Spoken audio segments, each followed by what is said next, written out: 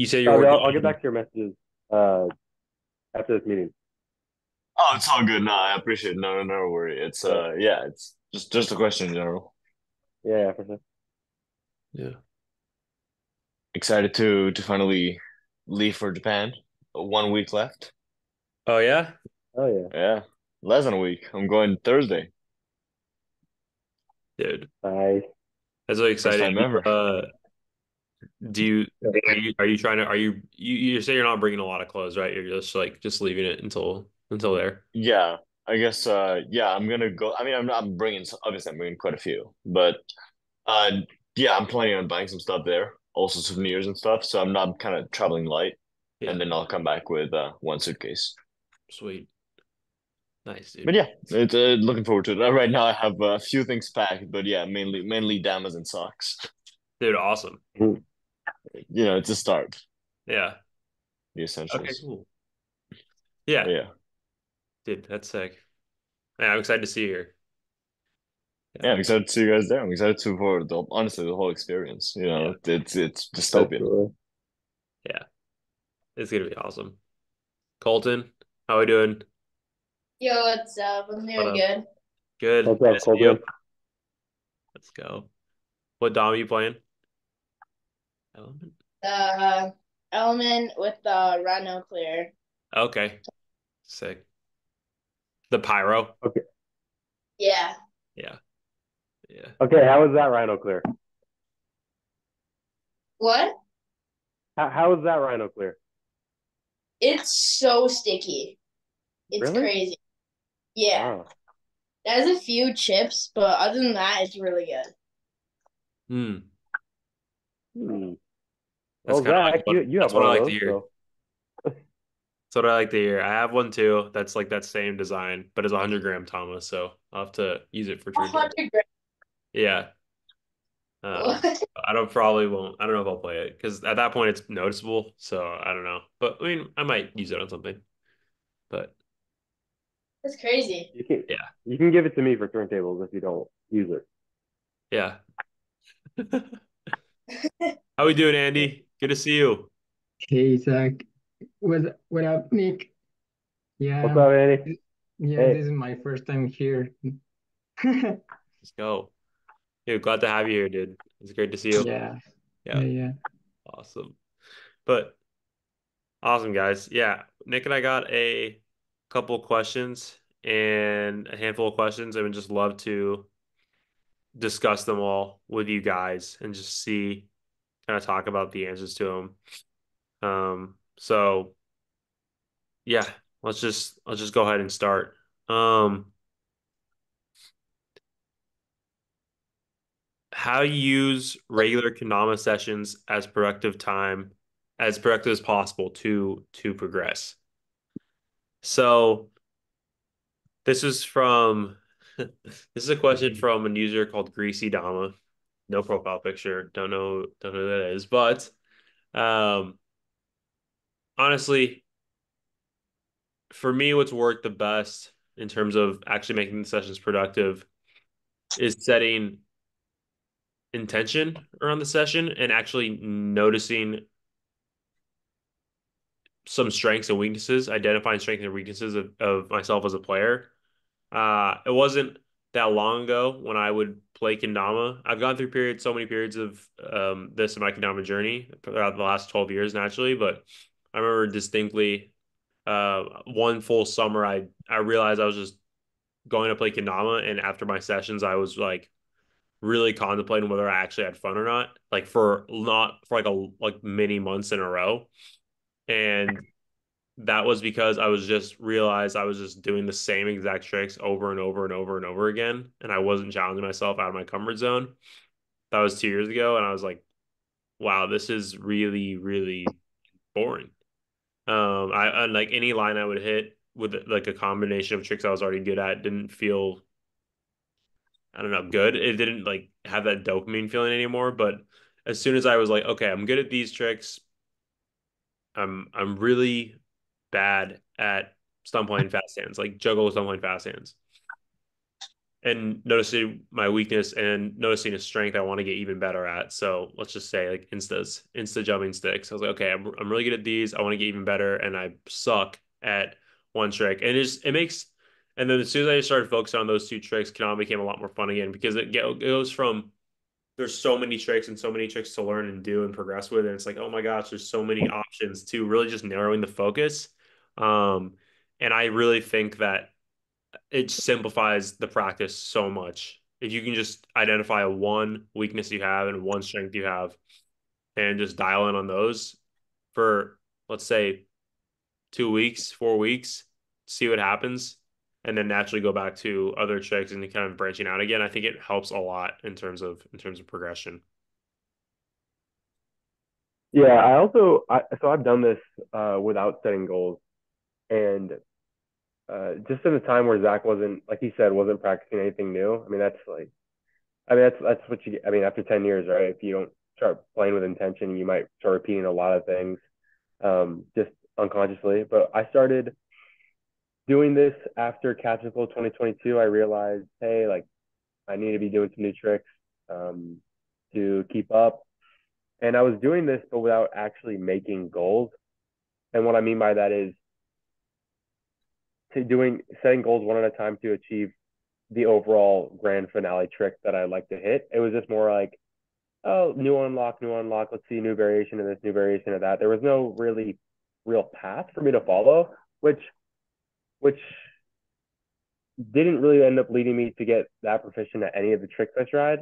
And don't get me wrong, I dipped my hand in a lot of different string stuff and goons and pinches and new things that I wasn't doing. But I think that without that path of progression, what I found best is to actually write it down for myself. Without that, I really just kind of either lost it all or just really didn't get that good in the grand scheme of things at all at these tricks I was trying, which is it's I'd rather get a little decent at the tricks than kind of let them be at this very novice level. It's fun for sure to branch out and do whatever you want, but I like to be on a path. And so I do this path by writing out a trick variation I do or that I want to get better at, write out this grand finale trick that I'd love to hit someday, and then schedule milestone tricks in advance leading up to that big finale trick that'll get me better and better and better on a path, something to work for, whether it be over weeks or months. Having these tricks to strive for as stepping stones to the final trick that is going to make me the happiest. This is one, bro. So Yeah. And Nice. oh, good one. but that's how I. Oh, that was Yamaken. Wow. Oh, was it really? Yeah. Wow. Um, that's been my strategy, and I think it served me very, very well. I know Zach did that with some point fast hands as well as tightrope, and yeah, we've seen a lot of good progression with that. Yeah. I want to ask. I want to open up. I mean, Harrison, how's it going, dude? Good. How's it going? Going great, going great. We're just actually talking about ways to progress most productively. And Nick and I were saying stuff along the lines of narrowing the focus and setting intention before a session because it's really easy to fall into, patterns of repetition of certain tricks and trick genres if you don't challenge yourself over time. And I was wondering what you have in your experience on how you've progressed and what you've noticed helps you progress the most efficiently in your time playing. Yeah, definitely. I definitely enjoy like breaking down, or I've had like a lot of success with like kind of breaking down like the trick into multiple parts for sure. Like a big thing for me is always like practicing the spike, like just the in off of whatever trick it is, even if it's something as simple as like, going from bird just straight in, just practicing that over and over again while I'm working on something bigger so that, when you get to that moment, you're not as panicked or, what have you. Yeah, no, that makes sense. I like that because I mean, Yeah, when I mean, if you're like going for a big combo, I always make sure to practice the spike too, because obviously the last thing you want to do is miss the spike. And then even in competition as well, like say you're competing in open or KWC or something, it's sometimes the spike's the hardest part in terms of, the pressure and actually falling through. And the mindset is like sometimes people get the trick beforehand and let everything go. They're like, yes, I landed it, and then they lose focus and they miss the spike. So, which is always not a good feeling just because you literally landed the trick and you just don't finish it. So, yeah, dude, I like that a lot. Yeah, thank you, Harrison. Yeah, for sure. Yeah, I'd like to add on to that about the spiking. I think we were talking about this just recently, Zach, with the Chris Voss level 10. yeah, Um, Obviously, that spike is super annoying, and it's always going to be annoying. But I like how you were able to format a way to practice it the other day, and it's by adding stakes. So what I mean is just not practicing the in over and over and over, but I mean just like how when you do a Chris Boss trick, it's level 10, you finally land it, you're like, yes, okay, I have to get this in. It's a bit different than, it feels a bit different than just putting it on inward lunar and practicing that spike tap in, right? So what Zach was doing inward lunar, flip, spike tap in, or I'm not sure what it was. It was either that or 1 2 3 inward lunar flip, and then after that, spike tap in. But I think it was just to build consistency and to add that little bit of pressure, right? You build up this big combo. Obviously, you don't want it to be as hard as the Chris Boss trick because you want to focus on the spike, but just giving yourself something to do before spiking the trick, as a way to be like, okay, accomplished, and now this is to end the entire trick just like KDBC, just to add stakes, instead of just resetting, spike, spike, spike. That'll get you somewhere, but I think adding stakes is going to be better. yeah. Just So like not Zach, just not just putting it on with your hand and then repeating yeah, it over and over, but more so just like actually doing a trick, like one like inward lunar flip, spike tap in, set out, double inward lunar flip, spike tap in, and then so it's yeah, actually like a trick instead of just putting it on. I think that adds more like a realistic factor to it. So, yeah. I think that's great practice. But yeah, thank you, Harrison. And then Colton, Yeah. obviously a player who's been progressing really fast. Colton puts a lot of time in. Colton, how do you go about just having a kendama session? Like, what do you really focus on? Is there any intention before going in, or does it vary day to day? What does that look like for you? Um, I usually do like when I'm feeling like, okay, I'm feeling like I want to do like a bunch of like juggles tricks, and Mm-hmm. then I practice juggle tricks, and then usually I'm pretty good at them that day Mm-hmm. because like yeah, I'm feeling it, and then yeah, just do what I'm feeling and what I'm in the mood for. Yeah. Okay. So basically, yeah, just going with what your heart says in terms of tricks. Nice. Yeah. How many Yeah. hours do you play per day, Holden? Um. Uh, at least 6 hours. There you go. Boom. That's what I'm talking about. Thanks, Holden.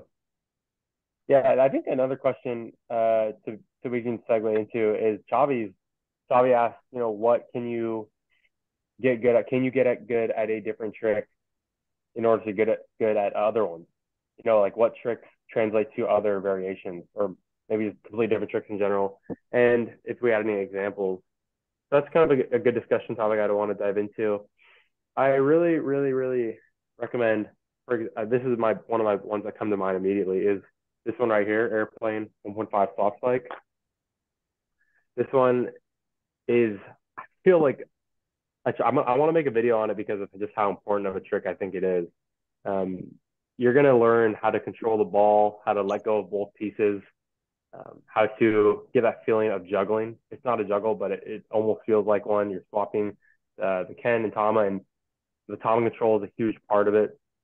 And I think it's such a big foundation to get down because once you're swapping out of inward lunar, swap spikes, lighthouse, I mean, that ball control has to be there. And these are all, a lot more difficult than the 1.5 trade spike.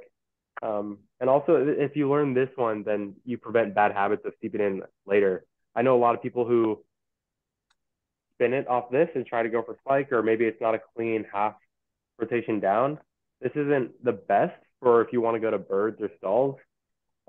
It's actually makes it very, very hard and a lot more difficult than it needs to be. So to answer your question, Chavi, that is one trick that I'd recommend getting down. It is going to help you with honestly a countless number of tricks going ahead in the future, like just like the ones I explained, but also many, many more. Any form of swap. That's exactly how I learned juggle to bird, is just practicing my 1.5 swaps all the time and then finally getting that to bird and then juggling to bird after that. Yeah, yeah. I also, Oh yeah, yeah. absolutely. And I also feel like juggling. I think a lot of people learn juggles before the swaps now, in today's Kendama age, and I think that was never something in my head that would happen because of how when I learned swaps, the strings were so short that juggles were impossible. So I just thought swaps were the easiest way to go. But I see a lot of people learning the 1.5 juggle before the swap, and it really messes with their Tama control when they're trying to go back and learn the swap, the quote unquote easier version for once you get it down. But yeah, it's definitely something to pay attention to. I definitely agree with the way of progression there, Harrison. That it makes everything easier, even juggles. So yeah, I'd recommend getting the swap down first before a lot of things. All right. I appreciate the note. Harrison, I had actually thought of doing something similar for birds, so good to hear that like somebody already did it. It makes sense. Yeah, I'll probably use similar patterns for other types of tricks. And honestly, so one of the best things I've noticed about Konami in the many years that I've been playing is this concept of getting better at certain tricks by doing other ones. I've really noticed that, let's say I'm really putting a lot of focus on like balance tricks. Let's just say I'm putting a lot of focus on border balances, lean houses, those two. And I did this is what I did in 2022 is one of the tricks I chose when I realized like, okay, I'm actually not having that much fun playing Kanao. I need to switch up my practice. So I focused on these tricks and I spent for the next like 5, 6 months focusing on balance tricks here, like way more intensively and intentionally. And then I ended up getting my skill way up in those. But after 6 months, I kind of stopped and did them barely, if not like rarely in comparison to how long I did it. Now I barely do them. But every time I realize something is every time I go back to it, it's just the level that I was at like prior when I was doing a lot. If it's here, then when I go back to it after not playing for a long time, it's usually just like right here. Like I'm just below it, and it only takes me a little bit of time to get right back up to it. And so that's something I've realized with a lot of other tricks too, is that work, all that work that you put in to progress in that certain trick, just because you don't do it anymore doesn't mean you lose it. So that's one of the coolest things about Kendama, in my opinion. You're gonna remember how to do it, that muscle memory, that that pattern in your brain, it's already formed. So when you revisit it takes about like a tenth of the time to get back to get used to it, in comparison to actually learning it. So that's one of the coolest things I've noticed in Kendama is that you actually retain a lot of your skill, especially if you're just playing consistently, of course, like doing other tricks and using Kendama, and it's really, really cool how you can just kind of retain a certain level of trick after not doing it for a while. This might not be true in every single instance, like ever, but I found it to be true in a lot of my experience, and then honestly, most other people's experiences too, as well. Uh, yeah, I actually made me realize. Well, I have a question right for you. A follow up. For example, let's say the trick that Nick said. If I practice it now, well, say I were to be practicing it now, and in 2 months I try and learn juggle. It would technically be easier to learn juggle, is what you're saying, because like even if I don't practice airplane 1.5 swap spike consistently, but I got good at it like 3 months ago.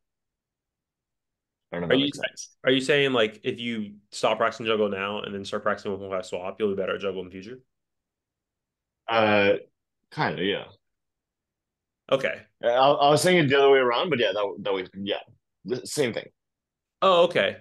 Um, I mean, it kind of just depends on the on the level of juggle that you're at. I mean, it typically, I don't know if you stop doing, let's just say like you stop doing juggle tricks. I mean, juggle's a huge trick genre, and it's likely that it's unlikely that a player would ever stop doing all juggles for a certain time. But let's just say you did. I wouldn't say you would get necessarily better at juggles. I would just say your level would kind of retain more or less to where it was the same. And when you come back to it, you would be just like a little under where you were.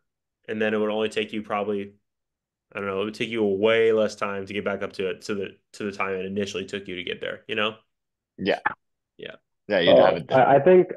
I think that juggling by itself, right, doing this, juggling the two pieces, if we were to take this hypothetical and say no juggles for X amount of time, um, you wouldn't get better at that juggle, but you would definitely get better at seeing the tama and tracking the hole, getting better at tama control, because this simple swap takes a lot of practice to get down, but once you have it forever. I swear, it's one of the most versatile moves you could ever do.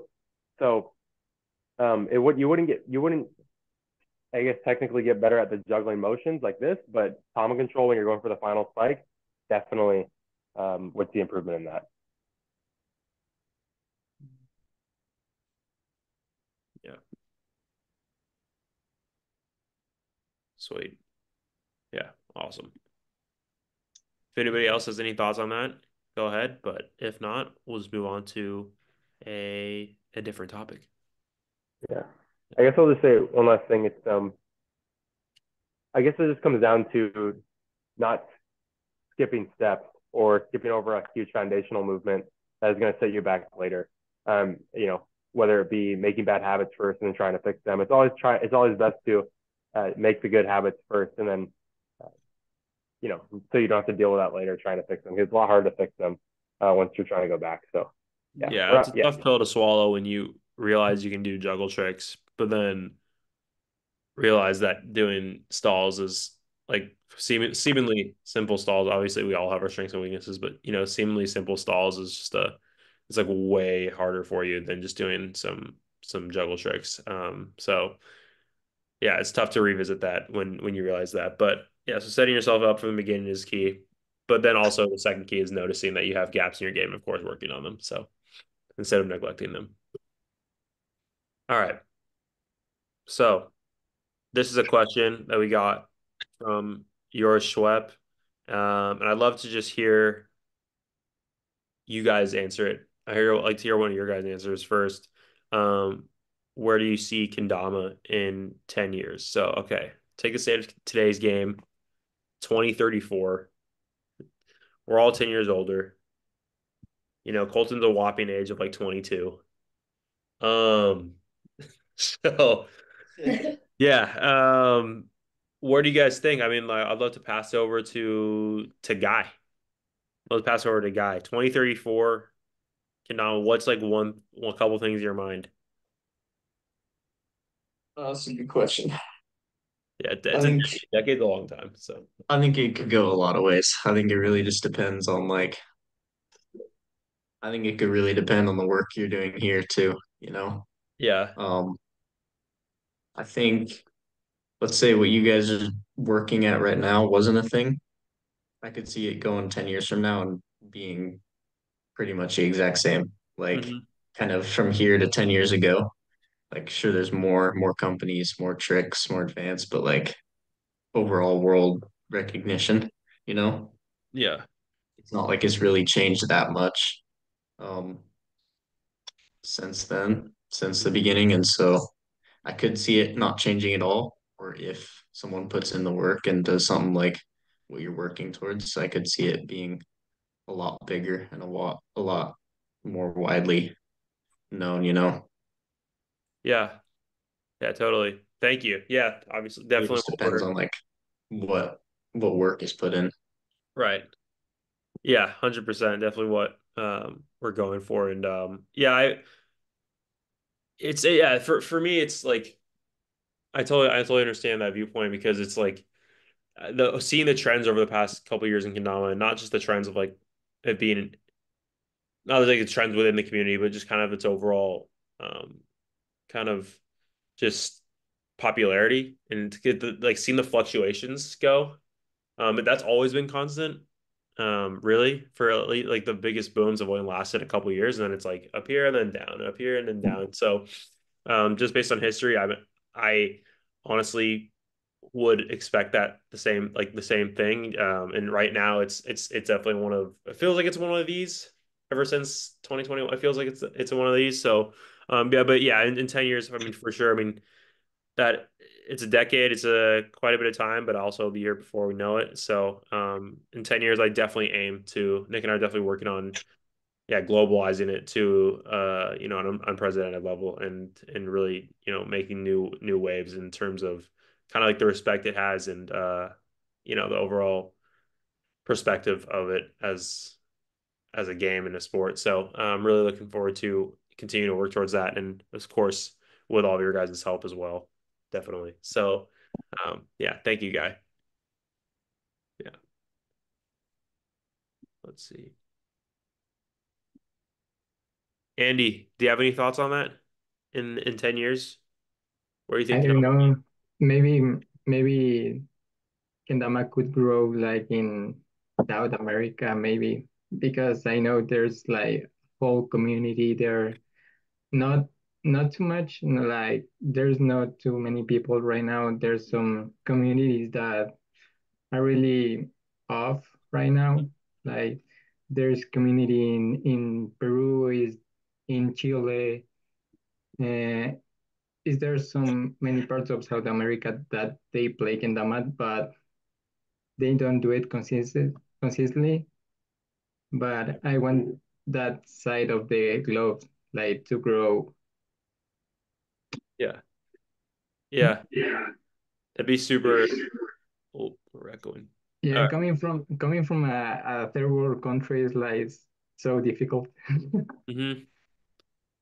Yeah, but but it's not impossible. I mean, I'm really um, consistently like posting or trying to motivate people.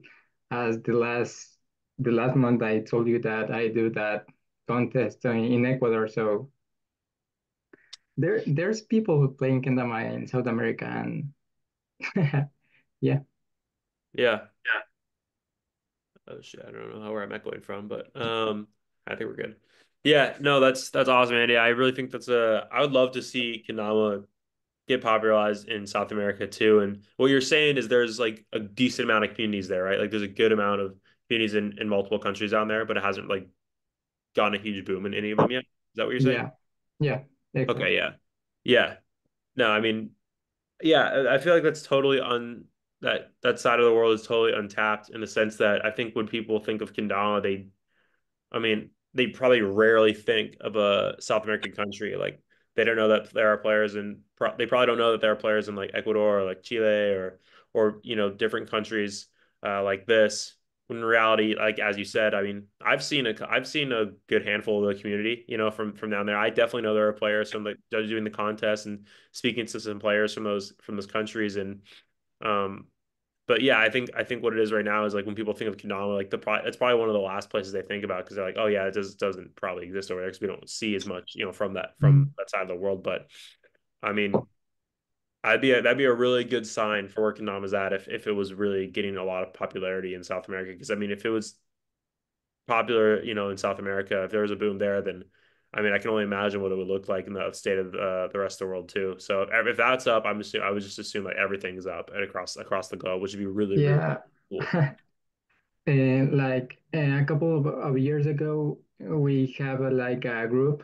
It was called UKLA. It's like Unión Kendama Latinoamérica, Okay. and we want to make like a South America competition. Like, and the it's gonna be in Peru, but some changes, and they quit. Some people quit, and Yeah. it's not possible to do. Yeah. But we are trying to. I am trying to do like a EKO, like Ecuador Kendama Open or something like that in my country. Hmm. Mhm.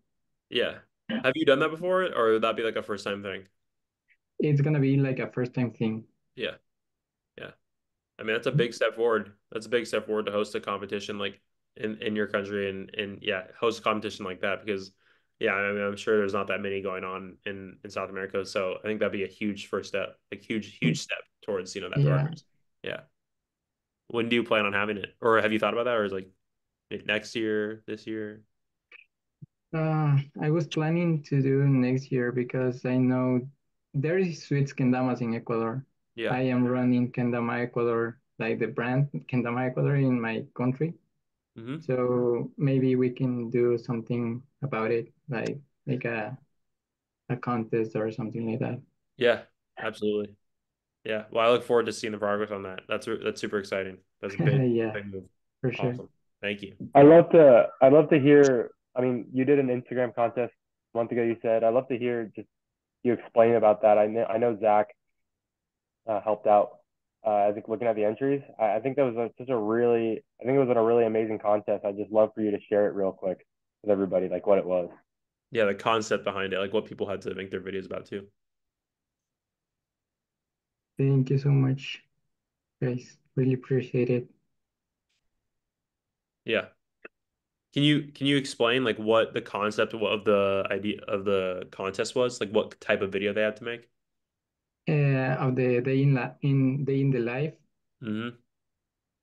It was because I know there's so many people I don't know what they do on their own life, so I want to know. Yeah. So that's like the main theme about the contest because the first edition of the Kendama Ecuador video contest was like the same idea, um but like joining their other hobbies like I don't know BMX or skating or whatever. And now I want to see what they do in their own life in their life. Like yeah, that was the main theme about the video contest. Yeah. No, yeah, I love that. I love that theme because I agree with you. A lot of what we know about each other as Kendama players is that we play Kendama, which is obviously what connects us in the first place, and it's great. But not a lot of us have connected with each other further than that, and it's hard to know who we are as people if all we're posting is Kendama. So I Mhm. really love that contest where it was okay, yeah, Kendama's included, but obviously Kendama's one segment of my life, and to see everybody's journeys throughout their regular day to day was really cool to Yeah. me. Just give people context. There was people who are riding a ton of like BMX, like skateboarding throughout the day, going to school or job, whatever. But there was people like my like basically my favorite entry, honestly, was probably just the Argentinian mom, and she would literally film Yeah. like make her kid breakfast, drop him off at school, and then show her the rest of her day, do some tricks, and then go pick her son up from his school, and then come home. I was like, dude, this is awesome! Like, this is so awesome. Yeah, I voted for that, but it was really cool to see that because I mean, yeah, of course, we're all probably behind some Instagrams that's like Kendama underscore and then our name. Um, but yeah, again, it's nice. It's nice to know, and it's nice to connect deeper and to see what people actually do in a day, and we can relate to more. And the more we know about that, the more we connect. So it's I really like that aspect. Yeah, Thank you so much, Zach. yeah, it was awesome. Yeah. Also, Rocio was at Battle at Border this year. What? She went to Yeah, yeah. that? Okay, well, I totally missed her. That sucks. All right, well, dang, she went to that. That's awesome. All right, well, maybe next year I'll side her. Yeah. Yeah, they are coming next year. All right, cool. Nice. Yeah. Cool. Okay, cool. Yeah. Yeah. Does anybody else have any thoughts on where Konami's going to be in 10 years? Maybe if not 10 years, 5 years.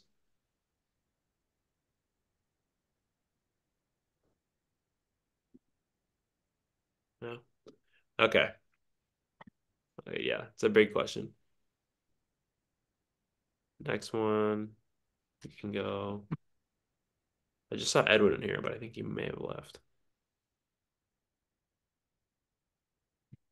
Yeah. How to get over comp shakes. Nick, you want to take this one? Yeah. So a lot of it, I mean, don't get me wrong. I don't. I was shaking too at the beginning of my competition career. I think for a little bit, it depended on the match, depended on my confidence going into it. So I'll just tell you about my experience and then see how that resonates with you guys. So first competition I entered, didn't really have any expectations of myself. I'm talking about pro level, by the way. So first pro level entered 10 years ago. Didn't really have any expectations. Just got onto the pro scene, just joined Fleet. I practiced for sure, so I was thinking I'll just do my best. I don't really know what's going to happen. And then yeah, I don't think I was shaking that much. I made it to the top four, so I don't. Yeah, I couldn't have been shaking that much. Um, and fast forward through the couple of years, I realized for me that in order to not shake, I need to prepare well because if I don't prepare, then I'm just preparing to shake. Um, I don't like being up there without the confidence. I don't like being up there not knowing what the tricks are or not knowing if I can do a trick or how many times in a row I can do a trick. I don't like not knowing any of those things. So in order to compensate for that, I would try and prepare very well and practice every day. And Zach and I just made a video on this that we'll be dropping, yeah, today. Just a quick one. It's just how we prepare for competitions, and there's 3 levels to it. I think if you're practicing by yourself, you have nobody else, and you're not doing like a practice match. So you can do one, and it's going through the whole trick list once and calling it a day, getting every trick 1 rep, all good. But level 2 is running through the trick list 3 times a day, just having setting 30 minutes aside or however time it takes to get through each trick once, 3 times. And then level 3 is what Zach and I work up to, is not moving past a trick until you get it 3 times in a row. And yeah, that's 3 times in a row. So the entire trick list, only moving on to the next one until if you hit the current trick 3 times in a row, that's how I've gained my confidence, and that's how I've kind of stopped shaking is just through preparation. And obviously, it's going to take some of the experience as well. You're going to have to get yourself out there, get on stage, get into competitive scenarios. But I think both play a part. It's the practice and preparation, the act of actually playing Kendama, just playing, simply playing like an hour or more a day, just being warm, getting near to the competition. So it's play, touching the Kendama, practicing, and then experience getting up on stage in uncomfortable situations. And that could actually even a lot of people could benefit from that in different areas too. It doesn't have to be Kendama. It can be playing in public, right? Just the act of playing in public and having eyes on you. That's something anybody can do, and you can do that literally anywhere as long as you go by a store, you live in the city, or going in front of your cul-de-sac at your neighborhood. It's very accessible to anybody. So I think just getting eyes on you and having people watch you is a quick and easy step that anybody can take to getting better on stage and dominating their nerves. And then 12 years in now, I think 12 years in, I mean, I'm sure people are different, right? Like Johnny Crest, he says he still shakes a little bit. I think he's just I'm not. I was about to say if you play for 10 to 12 years, you won't shake anymore. That's not the complete truth. I mean, Johnny doesn't shake, and it doesn't mess him up too much because I mean, he lands everything. He still lands everything, even if his hands are like flickering a little bit. But yeah, that the best way to compete with those emotions for me has been what I just said. Yeah, practice, just playing Kendama in general, and then getting yourself into public more often than not, just in day-to-day life. So that's how I've done it. Yeah, I would just like to add on to that. I mean, kind of going off what Nick just said at the end there. Um, it's not like everybody just has this moment in time where they just instantly never shake anymore. Of course, the more you compete, the more you're going to get used to that feeling, and it's likely that you're going to calm down progressively over every comp. But yeah, exactly. For some players like Johnny, I mean, he still shakes and it's there. He acknowledges it's there, but he owns it, and he uses that that those type of nerves, that excitement, that mixture of emotions you get while competing for him, and he's really mastered that. So I think this maybe people equate shakes to also that feeling that like angst, that yeah, exactly what I said, a mixture of angst, nervousness, excitement for a competition too. But that feeling can either work really well for you and actually make you more dialed, more honed than you were practicing, or it can, if it's too nerve-wracking, it can destroy you with obviously with how much you shake, and if you can't control that, then obviously any trick is going to be way harder. But yeah, I think going into a competition like with a feeling that it's like, all right, higher stakes than practice. This is the real deal, and actually having that like heightened feeling of awareness and yeah, mixture of emotions. I think that's totally normal, and that's actually good that a player feels that way, because if a player is going in completely relaxed, then they might not be as focused as they could. It's kind of finding that sweet spot. Everybody has their own sweet spot, but I think both ends of the spectrum, super calm and super nervous, are both maybe not the best for competition, just because on both ends you're going to not be as focused or not be as in control of what you're feeling, which can lead to like misses. So I think fine, everybody has that sweet spot of that on the spectrum of too calm to super super super nervous. I think it's really normal for a person to be in between here. So that's what I'll have to say on it. For Colton, I mean, oh, I'm sorry, I caught you in the middle of a trick. Scott, you had It's the okay. middle of stuff like fast, Sam. My bad. It's okay. What? So I actually love to hear your opinion on this. So about the border, when I first met you, you competed advanced, and or yeah, I'm sorry, it was advanced, right? Yeah, it was. Okay, so yeah, it was advanced, and I believe you got out first round, right? Yeah. Okay, yeah, you got out first round. A couple months later, you go to Dom in the D, you compete in M Open, and you win. So that's a huge jump. And I was wondering, so your takes on nerves, right? Like, how was the competition experience for you in Battle at the Border this year, like different to how you felt during competing at Dom in the D? Yeah. When I was when I was at Battle of the Border, I was I was shaking so bad that I could like barely land a trick. And then when I went to down on the D, I was like the first time I was shaking like super bad still. And then when I like competed again like next round, I felt a little bit better and it just kept getting better.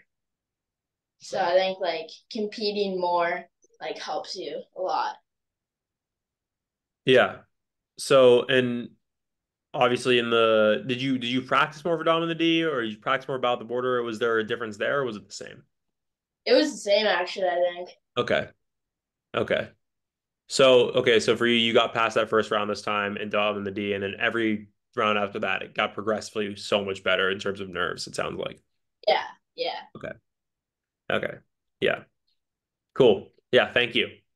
Yeah. yeah, That's usually how it is. I feel like that's usually how it is for Nick and I too. I mean, the first round is of any open division, especially in the pro, I think, is always the most I don't know, I guess dangerous, just because the skill gap between, yeah, I mean every certain, like, a player doesn't have to be so much, just because a player is so much better than somebody in a pro division, let's say just raw skill wise, right?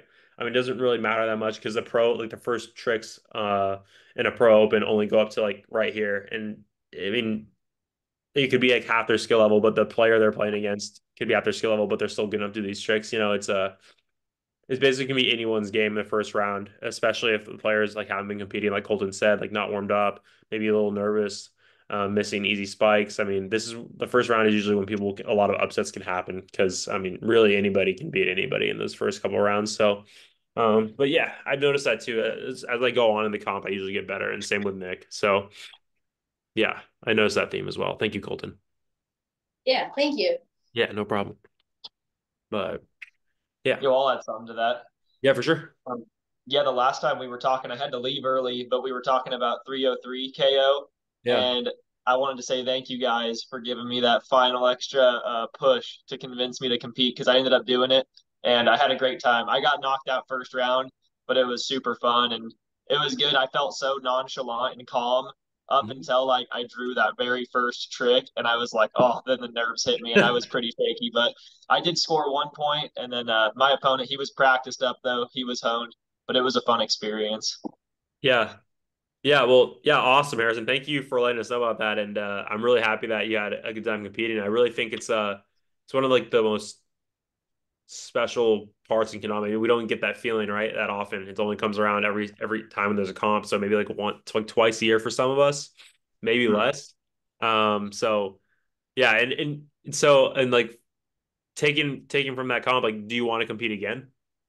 Yeah, definitely. I would definitely like to do it again and try to like, like you said, get more confidence in the trick list beforehand. And I really like what you said about like trying to get three in a row before you move on to the next one. Just like going up there with that confidence would be huge. And that was definitely a big part of my downfall. Is like I was on the fence about even competing. And then like a few days before I was like, all right, I'm gonna start grinding this trick list. Yeah. That most of it I had down pretty well, but the nerves definitely got me good for sure. And like you said to my opponent, he was just super honed on like every single one that we pulled. So it was like he deserved it for sure. So it was cool experience to see what it feels like. I thought I was going to be really calm and relaxed, and then yeah, when I saw the first trick, it was I think it was the first one was string grip airplane, and I was like, Oh. oh gosh, I didn't practice that one very much. So it Yeah. got me. Yeah, no, it's yeah, just competing itself is a skill. Like just even like take away the tricks, take away practicing for the tricks, take away even just mock matches, even though mock matches are probably the best way to practice for a comp if you've done some personal practice already. Competing at these comps is a skill in itself, managing like as you said, like you felt good right until the first trick was drawn and then you start shaking. I mean, that's a skill in itself, and that's why I think it's so important to compete as much as possible. Just because the more you do that, the more you're going to adapt. I mean, next time you compete, Harrison, I have no doubt that you're going to feel a lot better competing in that realm just because you have the information that you got from competing this time and you're going to use that. You're going to be more used to it next time. And yeah, just the three times in a row thing is basically building that. Like when you have that self proof that you can actually do the trick three times in a row, that you actually done it before. I mean, who's then you have proof that you can actually you're actually capable of doing that in competition, of like because that's the only that you really that's the max amount of time you're going to go through a trick before you switch. So if you can really do that and prove to yourself that you are capable of doing it, I mean, yeah, the confidence is going to go up because you can just go back in your mind like, okay, yeah, but I've done this before, or maybe it's to a point where it's like, yeah, I've done this before and I've been doing it every single day for the past like week or week and a half or 2 weeks, something like that. So adds a lot of confidence and that takes care of, yeah, in my experience, that preparation takes care of a lot of the nerves in competing. Yeah. For sure. Yeah. Yeah. Awesome. Well, yeah, guys, that was basically the bulk of the questions. We're coming in on an hour here, so I think it's a good place to wrap it up. But yeah, thank you guys so much for joining. Really appreciate it. It's really fun. And on the next call, we'll definitely have more questions and looking forward to continuing to discuss this type of stuff with you all. Yeah. Thank you guys so Yeah, much. I thought that was a really amazing call. Thank you guys. Yeah. That's fun. Yeah, A it's lot of very good numbers. insightful, guys. Thanks. Yeah. Yeah. Yeah, it was good to talk to you guys. Sweet. Yeah. Like, Yeah. yeah. Take All care, right. guys. All right, guys. Have a Take great care. Have a good rest of your day. day. Peace. Cheers. Peace out, everyone. Yeah. Hey.